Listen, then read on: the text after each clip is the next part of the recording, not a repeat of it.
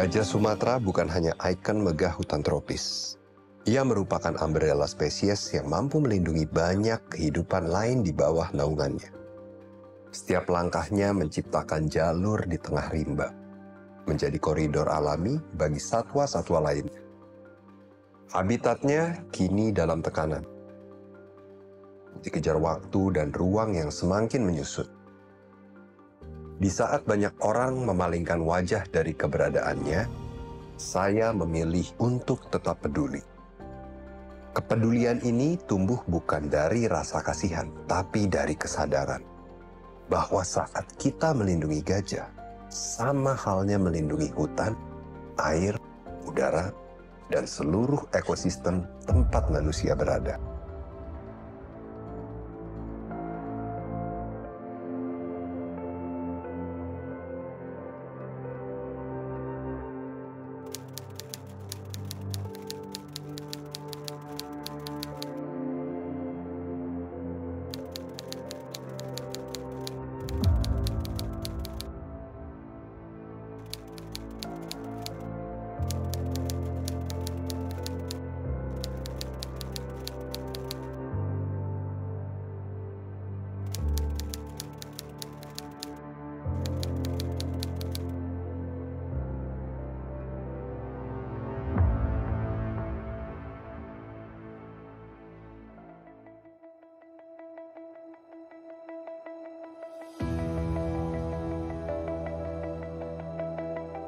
Tanah Sumatera bukanlah tempat yang baru bagiku. Menyinggahinya sudah hitungan kali. Tapi uniknya, ia selalu menyimpan rindu untuk dikunjungi lagi dan lagi. Dari jalan tanah yang berselimut tebalnya debu, perjalanan ini dimulai. Pemandangan yang jarang kutemui, asing sekali. Ruas jalan ini memang satu-satunya akses bagi 380 kepala keluarga Dusun Benteng Makmur, Kabupaten Tebo, untuk menuju jalan lintas Jambi. Namun, siapa sangka, dari jalan panjang berpasir bersih ini, mengantarkanku pada suatu tempat yang jauh, dalam, dan tersembunyi. Joko, terima kasih. Ya inilah ABT ini di Blok 2 kita ini. Ini Blok 2 ya? Iya. Dan ini sebenarnya yang paling penting, lokasi ini adalah kita ini berbatasan langsung dengan Taman Nasional, Bang, di Selati Utara. Jadi kita jadi buffernya perlindungan Taman Nasional Bukit 30 di sini. Dan areal ini khususnya Blok 1 itu areal hutan yang tersisa di landscape ini yang paling baik sebagai tempat habitat gajah dan habitat. Bentang Alam Bukit 30 memiliki peran penting dalam pelestarian lingkungan. Sumatera itu yang paling banyak habitatnya di landscape Memiliki luas 38.000 hektar dengan 2 blok yang terpisah, yaitu Blok 1 dan Blok 2.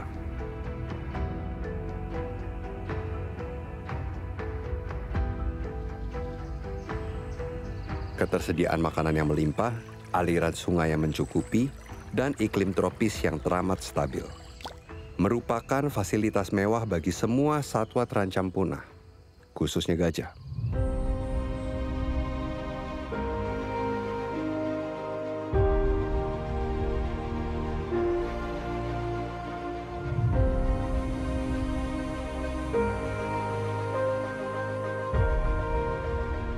Kami datang dengan harapan, membayangkan hutan yang sejuk dengan pepohonan tinggi menjulang. Ini bukan lagi rimba yang dahulu penuh nyawa, melainkan kebun luas tertata rapi yang tak mengenal musim. Rumah yang dahulunya megah, perlahan mulai berubah.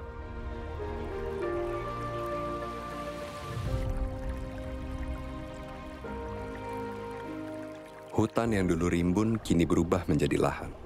Yang tersisa hanyalah batang-batang mati dan suara mesin di kejauhan.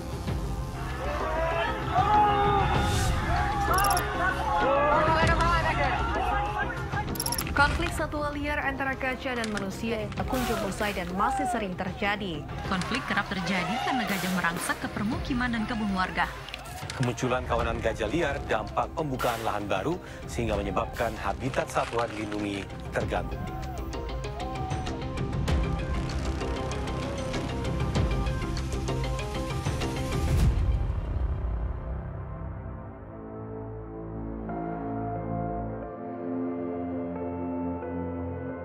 Ketika habitat mereka mulai berubah dan menghilang, tentunya menyebabkan dua kemungkinan yang mereka hadapi. Mencari rumah yang baru atau bersiap menghadapi kepunahan.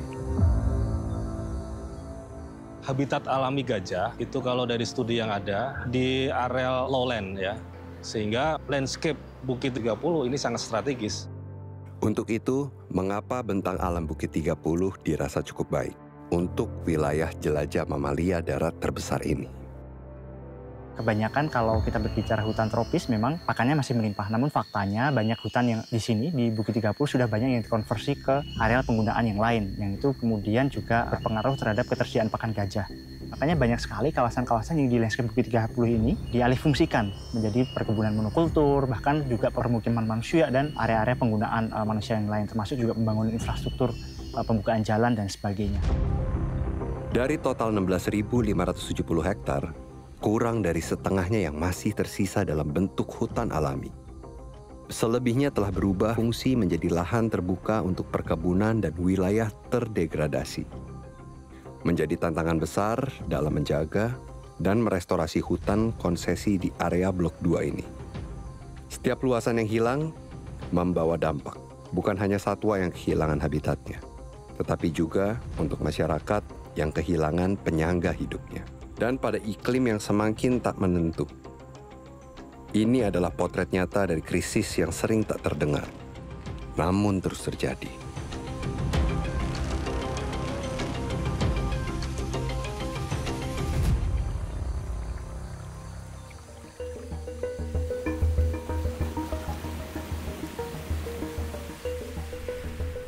Tak semua rahasia alam bisa dicapai dengan mudah.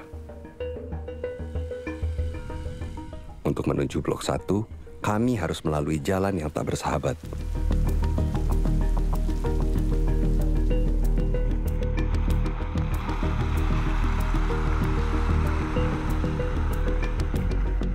Jalan yang kami tempuh berubah menjadi lumpur setelah hujan. Tanah liat yang lengket membuat mobil kami beberapa kali tergelincir. Roda mobil kami terjebak di dalam parit yang dalam. Setiap upaya menekan pedal gas hanya membuatnya semakin tenggelam.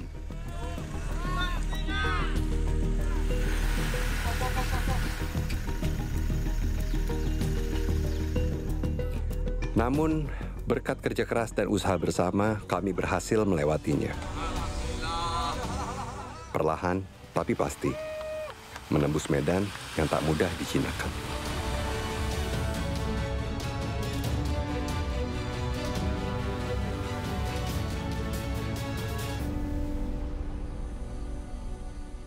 Baik, untuk hari ini kita buat 3 kelompok. Yang satu terkait temuan jerat, yang kedua aktivitas logging, yang ketiga monitoring satwa. Sana satu belakang depan situ. Ya, Pak. Monitor, Pak. Wah, ada jerat ini. Bang, ada jerat, Bang. Observasi semuanya. Kemungkinan ada jerat lain. Ini masih aktif. Ini masih aktif ini. Jangan sampai injak. Tolong jangan dipegang, Bang. Jangan dipegang, Bang. Nanti kita pakai safety. Sekarang marak ini, ada tindak pidana perdagangan satwa. Ya kebetulan kita berdekatan dengan Taman Nasional Bukit 30 dan areal konservasinya salah satu PBPH. Dan mereka mendapatkan akses tuh gampang sekali gitu. Nah inilah yang kadang jadi tantangan kita ya. Silakan pasang sarung tangannya untuk kita hancurkan jeratnya.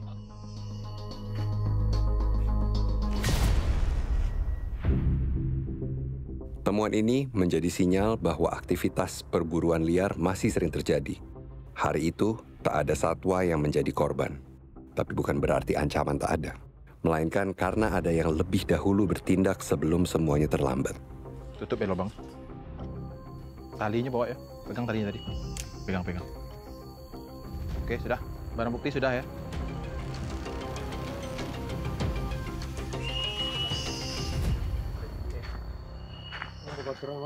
Oh iya. Oke, kita menemukan salah satu tanda keberadaan satwa critically endangered, gajah Sumatera. Kemudian kita akan catat dulu koordinatnya. Saya minta tolong untuk melakukan pengukuran. Jadi kalau kita berbicara upaya konservasi spesies, ya, dalam hal ini konteksnya gajah Sumatera, kita juga berbicara informasi basic, informasi yang bersumber dari pemantauan-pemantauan ilmiah, terutama terkait ekologi, populasi, dan sebagainya, seperti itu. Nah, ini titik yang sangat sesuai sekali untuk dilakukan pemasangan kamera trap, karena kita sudah jumpa kotoran gajah tadi. Kita harus memantau gajah itu untuk memastikan berapa jumlahnya, kemudian perilakunya bagaimana, dan mereka aman, seperti itu. Sebagai salah satu contoh, misalkan kita pasang kamera trap ya, karena tujuan utamanya adalah pertama mengetahui kelimpahan gajahnya bagaimana, kemudian yang kedua perilakunya bagaimana, apakah kemudian aktif di siang atau malam hari. Minta tolong satu orang di depan memastikan bahwa kamera trap sudutnya aman, sensor aman bekerja. Ini saya pasang ini untuk memastikan kamera trap kita aman dari gesekan badan satwa. Ya, kemudian bergabung.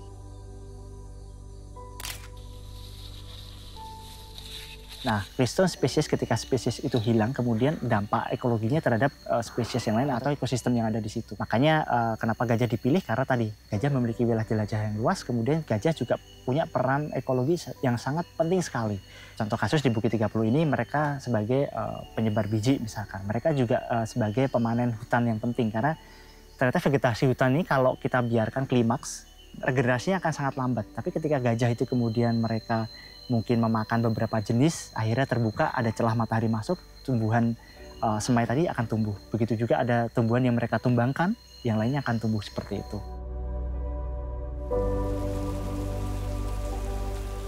Tanah ini kan menyerap air, pohon juga menyerap air kemudian diuapkan ke udara. Jadi kalau itu nggak seimbang, maka curah hujan juga akan terganggu, siklus air juga akan terganggu. Begitupun juga dengan kemampuan tanah dan pohon untuk menyerap air, kalau mereka tidak dikontrol, airnya terserap, sungai-sungai juga akan kering, seperti itu. Kita mencoba mengembangkan metode baru, selain daripada kita wildlife monitoringnya atau monitoring satwa menggunakan kamera trap, saya juga lagi mengembangkan bagaimana memonitoring satwa, terutama gajah melalui suara. Bang, di sini kan? Untuk lokasinya sendiri, kita sudah melakukan survei terlebih dahulu dan juga beberapa referensi data yang kita dapat dari BKSDA melalui GPS Scholar. Jadi strategi khusus kami untuk mitigasi konflik ini, selain tadi menyusun database tentang keberadaan satwa-satwa ini, kemudian ini menginformasikan kepada para pihak, khususnya kepada masyarakat, agar mereka tidak melewati camp atau tidak ke arah pemukiman.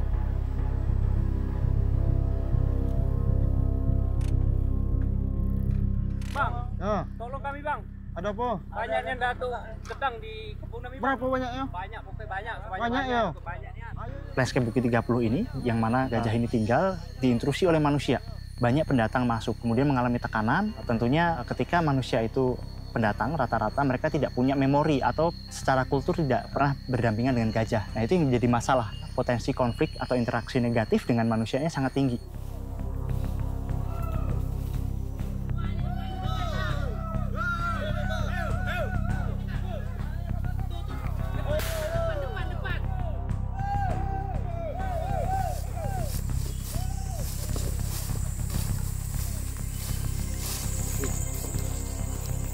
Ini gajah jantan, kalau yang kotorannya tuh bulat-bulat gitu, tidak ada air seninya di sini, tapi jantan. Ini sekarang.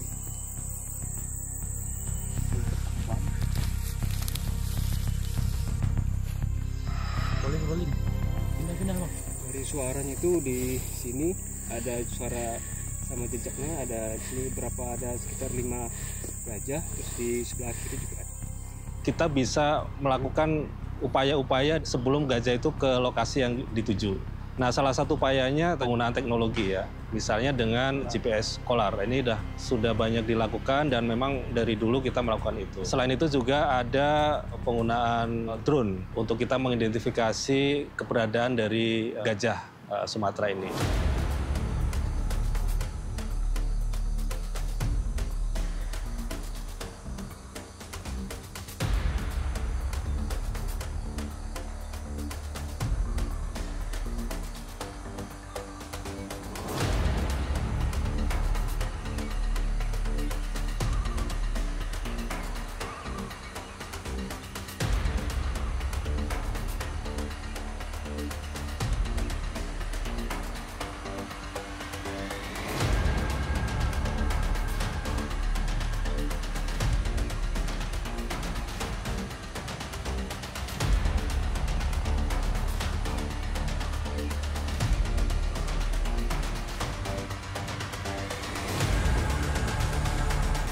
Nembaknya lurus ya, Kang? Nembak pelurus itu.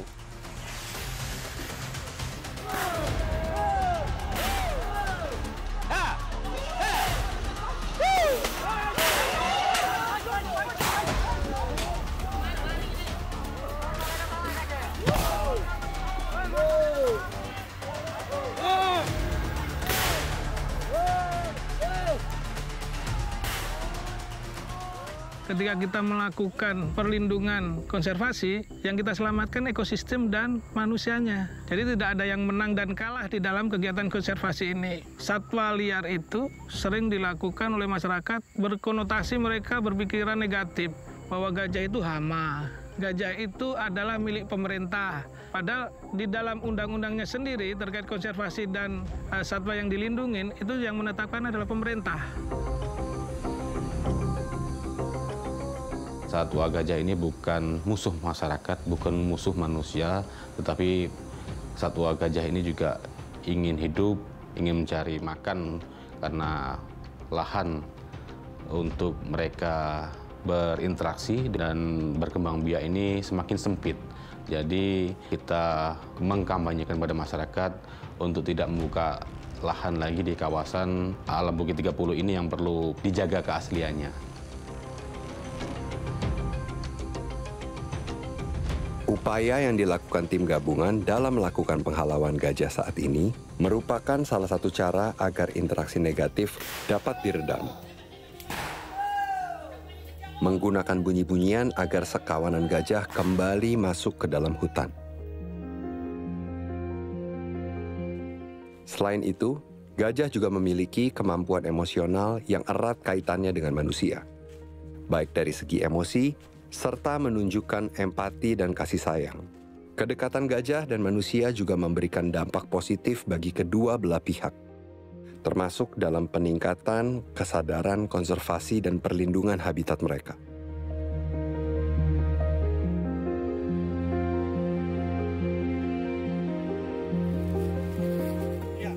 Gajah itu kan makhluk sosial ya. Banyak kejadian interaksi negatif antara gajah dan manusia itu saya yakin bahwa ada satu hal pemicu yang mengganggu kenyamanan dari si gajah. Berdasarkan pengalaman lah ya, yang paling harus kita tahu ketika berinteraksi dengan apalagi gajah liar, yang pertama kita harus perhatikan dulu kuping. Ketika gajah itu kupingnya masih goyang-goyang, ngipas-ngipas, itu aman. Berarti gajahnya nyaman, nggak merasa terancam. Jarak aman untuk gajah liar itu paling maksimal kita dekat itu maksimal 20 meter. Seiring terjadinya interaksi negatif yang terjadi di wilayahnya, Sabran dan beberapa kawanan maut lainnya memilih untuk berdamai dengan keadaan. Menjadi sahabat gajah memang bukan impiannya sejak dini. Namun dengan niat tulus dan kemauan yang tinggi, profesi yang mereka jalani ini menjadi mudah dan berarti. Keinginan awal bisa dibilang karena kebutuhan, cuman seiring berjalan waktu karena juga kita tinggal dan hidup di wilayah yang berkonflik dengan gajah, sering terjadi interaksi negatif lah.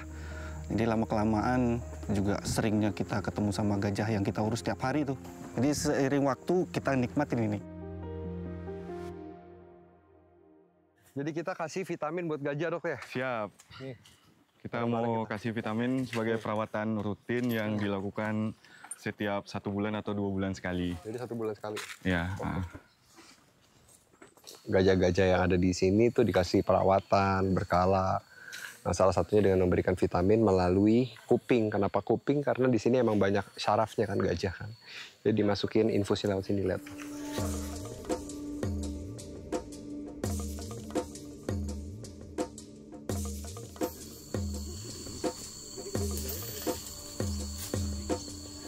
Kalau sehari-hari kita itu pertama kita pasti akan memandikan serta melatih gajah.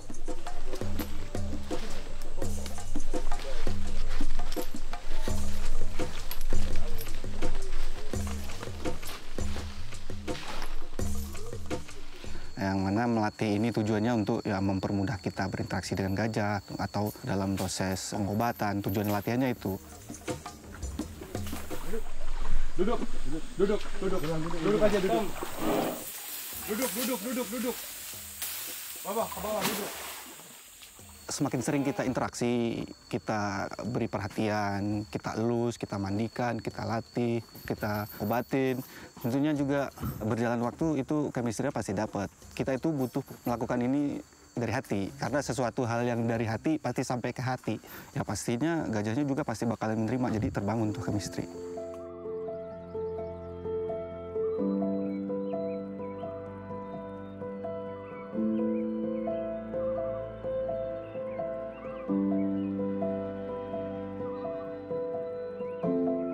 Gajah adalah satwa yang sangat pintar. Mereka belajar dari ibu dan bapaknya. Yang mana mereka misalkan belajar bagaimana untuk survive di alam, bagaimana mereka pakan-pakan utama, tumbuhan obat dan sebagainya. Bahkan mereka memorinya sangat kuat sekali yang mereka pelajari dari induk-induknya untuk bermigrasi. Mereka akan lewati jalur migrasi itu.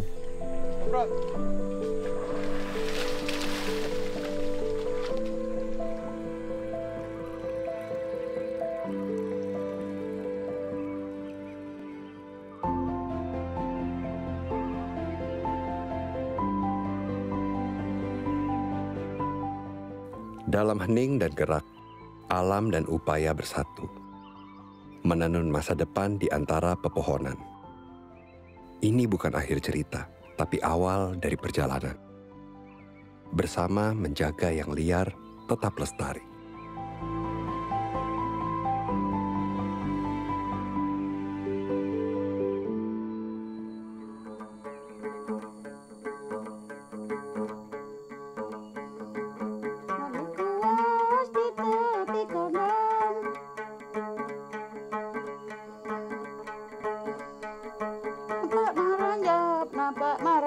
Di tengah gempuran deforestasi yang mengancam keberadaan hutan dan ekosistemnya, tinggal sekelompok masyarakat tradisional yang masih berjuang untuk melestarikan kearifan serta kebudayaan leluhur mereka.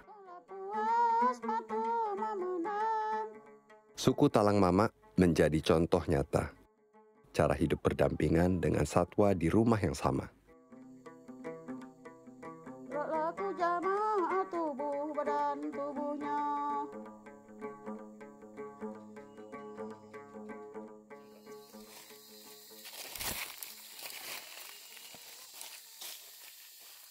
Kalau untuk kita di sini khusus Talang Mama, kita memang sangat dekat dengan alam, sekaligus kita penjaga alam di sini. Memang di setiap tahun kita untuk kehidupan misalnya, kita tetap beladang. Kita bisa ambil, tapi yang bisa kita manfaatkan.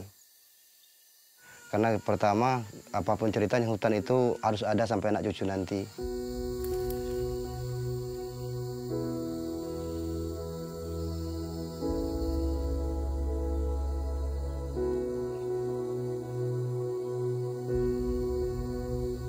Walaupun kita hidup di hutan, yang bisa kita ambil kan cuma manfaatnya. Hutan itu tetap dijaga, air, dan lain-lain.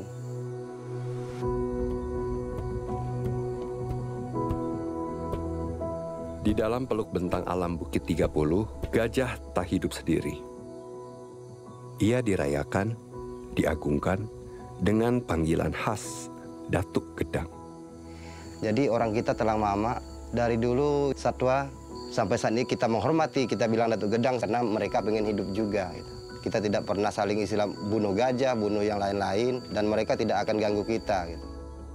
Maka itu sampai saat ini kita menghormati. langkah gema Datuk Gedang menggema lembut di tanah yang sama diinjak oleh suku Talang Mama.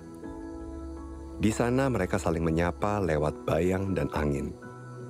Kalau dulu hutannya rimba, kiri kanan hutan, cuaca sejuk, terdengar suara Datuk Gedang, harimau pun juga dengar juga suara, setelah lain terdengar semua kan. Kalau sekarang mungkin berkurang dia.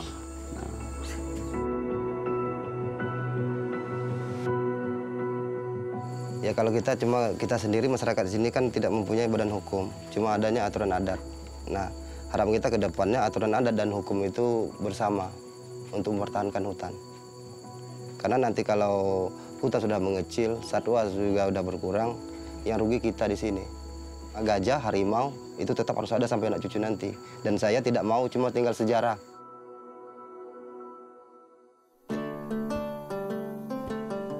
Hutan bukan hanya tempat tinggal, tetapi juga sumber kehidupan. Tindakan yang dilakukan masyarakat Talang Mama saat ini demi menjaga kelestarian hutan agar terus terjaga.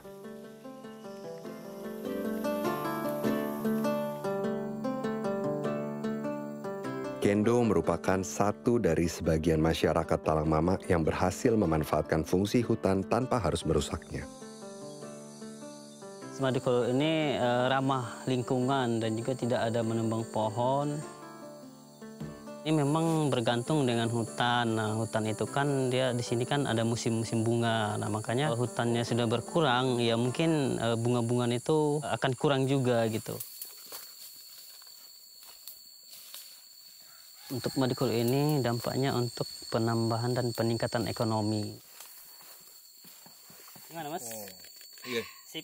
Manis tapi dia rada asam ya? Ya, itu makanya saya bilang. Tapi kalau khasiatnya ini lebih... Selain menjalani kemitraan sosial dan ekonomi terhadap masyarakat Talang Mama, ABT juga membangun kemitraan dengan masyarakat yang berada di sekitar kawasan konsesi mereka. Melalui skema perhutanan sosial demi menjaga dan mengelola kawasan hutan secara berkelanjutan. Kita ini lagi proses pembuatan pupuk kompos. Bahannya apa aja kalau bahan itu bahan utamanya kita pakai kotoran hewan. Itu bisa dari kotoran sapi, bisa kotoran kambing ataupun kotoran ayam. Yang ini ya bukan? Ya, ini ada proses kita udah setengah jadi nih Mas. Ini kurang lebih 1 minggu kita sudah fermentasi. Ini salah satu bahannya ya? Ya, itu ada. Kalau orang sini bilang bongkol pisang atau batangnya pisang. Nah, ini dia kalau udah jadi itu dia udah terurai seperti tanah biasa. Ini ya, jadi kayak tanah ya? Ya, menyatu ya? Pemanfaatan sumber daya alam harus dilakukan dengan cara yang bijak dan berkelanjutan.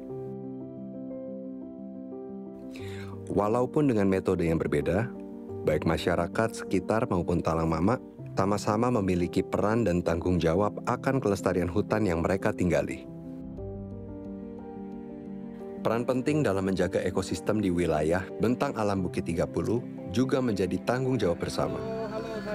Bukan hanya masyarakat lokal maupun pendatang, tentunya para pemangku usaha yang berada di dalam kawasan tersebut. Ya, kalau kita ngobrolin hutan itu kan kita nggak cuma bisa ngomong tentang konservasinya aja nih. Ya. Karena kita harus bisa tahu juga gimana upaya untuk mengatasi bagian sosialnya, bagian ekonomi. Melalui platform kolaborasi Bukit 30 atau PKBT, para pemangku kawasan berkomitmen untuk pengelolaan dan perlindungan landscape Bukit 30 secara terpadu dan bersinergi. Oh, berarti memang ini dari beberapa perusahaan yang berkolaborasi untuk menjaga koridor satwa ini ya? Iya. Jadi usaha konservasi harus dilakukan seluruh stakeholder, nggak bisa dilakukan sendiri-sendiri ya. Harus bersinergi.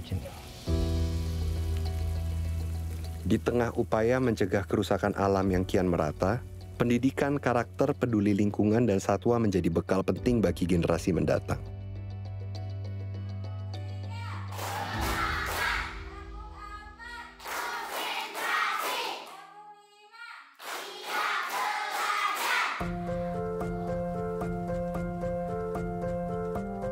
Di sudut hutan yang rimbun, tempat suku Talang Mama tinggal, berdiri sebuah sekolah yang cukup sederhana.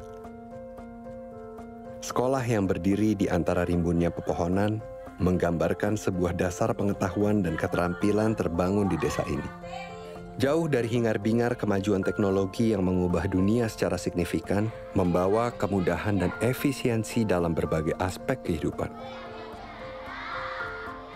Anak-anak suku Talang Mama belajar mengeja kata, menghitung angka dengan semangat dan tertib. Tak ada jembatan permanen di sini. Sungai lebar dengan arus yang cukup deras membelah jalur satu-satunya menuju sekolah yang berada di wilayah suku Talang Mama.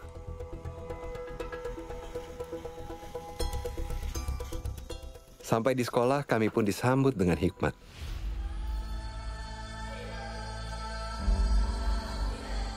Tari-tarian dipertunjukkan sebagai tanda penghormatan.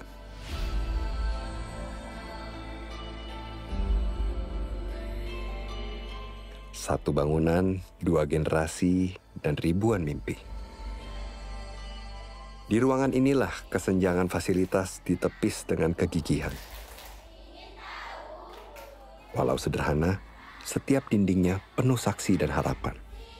Dalam melaksanakan pendidikan untuk di SD Semerantihan, saya selalu berpesan kepada anak-anak untuk tetap melanjutkan pendidikan mereka sampai ke tingkat yang lebih tinggi, hingga mereka bisa berguna bagi lingkungan sekitarnya atau kampung mereka sendiri.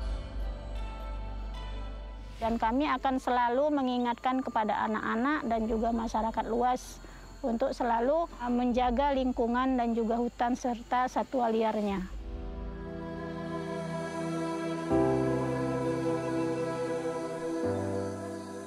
Orang tua dan guru mereka selalu berpesan, hidup berdampingan berarti saling menjaga. Gajah punya rimba, manusia punya rumah. Jangan saling mengusik, maka hutan akan tetap terjaga.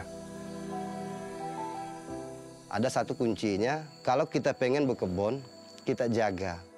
Karena hutan sudah mengecil, dari luar sana mereka pengen makan, terpaksa ke kebun, kita mau buat apa? Kita bersama dengan semua satwa yang ada di sini. Tidak bisa kita menentukan, oh ini hak dia, ini hak kita, tidak bisa gitu. Tapi kita bersama gitu. Itulah cara kami berbagi ruang.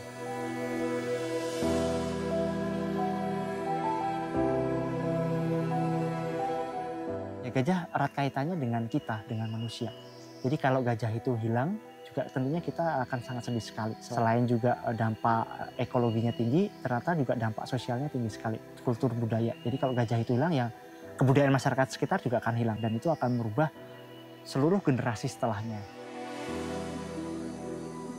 Ketika sekerombolan gajah liar lewat, kemudian hujan, ada jejak nih, timbul cekungan. Jadi genangan air yang bisa jadi sumber minum buat hewan lain. Kodok bisa nelur di situ, bisa ular makan dari situ. Yang jadi sumber pakan buat harimau. Jadi nggak akan muncul lagi konflik harimau memakan ternak warga, harimau memasuki perkampungan karena kebutuhan pakannya sudah terpenuhi. Gajah salah satu makhluk yang berperan dalam keseimbangan ekosistem kita di bumi. Melindungi gajah berarti merawat denyut kehidupan hutan. Setiap langkahnya bukan sekedar jejak, tapi tanda bahwa hutan masih bernafas. Kolaborasi menjadikannya mungkin agar alam tidak kehilangan penjaganya.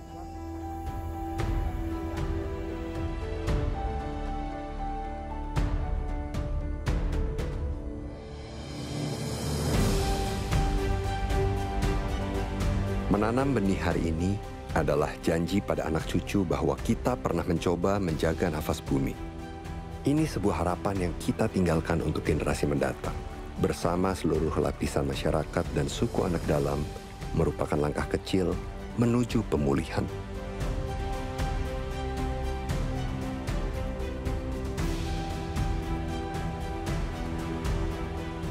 Kita mungkin tak ada lagi ketika daunnya rimbun, tetapi jejak tangan kita akan tetap hidup di setiap ranting yang mengayun.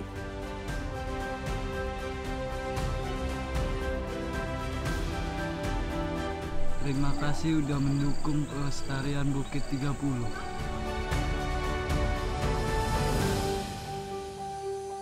Sudah saatnya berbagi ruang, sayangi bumi dengan hati.